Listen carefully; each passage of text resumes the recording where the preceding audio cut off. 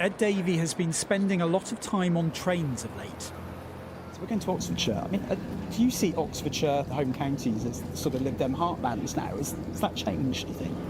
No, I think we have got heartlands there now. I mean, they were formerly Conservative, but we found the last election, and indeed local elections in the run-up, that lifelong Conservatives were switching to the Liberal Democrats. The Lib Dems now want to replicate that at the local elections with a pitch as the voice of Middle England. But with many affluent areas now backing them, is the party's political offer changing? Is the sort of sense of fair play still at the heart of what Lib Dems and, you know, social justice, I guess, and the sort of fair tax system? Or is that starting to change because places you represent are changing? Listen, a core value for the Liberal Democrats is fairness and fair play.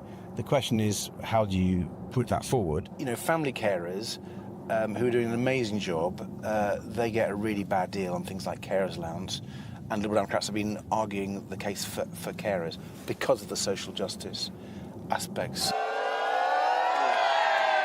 One thing that hasn't changed is the stunts. Senior figures are confident this campaign strategy works, even if others are adopting a spikier tone. Do you ever worry that it looks a bit sort of inappropriate, I guess, when people are suffering?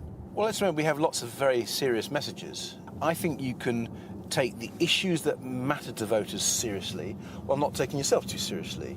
And I also think it's a way of engaging people who sometimes are turned off by politics. It's a great British banger. Today's message, a perhaps unusually patriotic Buy British barbecue. We don't want American pigs. This aimed at Trump's tariffs, the US president a frequent target. The Lib Dems are going into these elections expecting to pick up wins in areas like this, rural, traditionally conservative regions. When you talk to people in the party, they're almost astonished the Tories aren't more worried by them. But you do have to wonder, with so much anger in the country right now, will there come a time where the fun has to stop? See you later. Bye. Lib Dem MP Bobby Dean meets plenty of anger in his South London seat. Somebody who's quite frustrated. I mean, she started off saying that, you know, she doesn't really trust any politicians. It's Nigel Farage's Reform Party chasing the Lib Dems in this ward by also appealing to voters who feel let down. A lot of people who are considering reform are just people that have kind of lost a bit of faith in politics, and we've been pretty good at, particularly in this London Borough of Sutton, restoring people's faith in politics street by street. Back on the farm and a new form of transport. A breezy tone, as ever. It seems like you're trying to be the nice guy in politics, but do you think people want a nice guy? Don't they want an angry guy?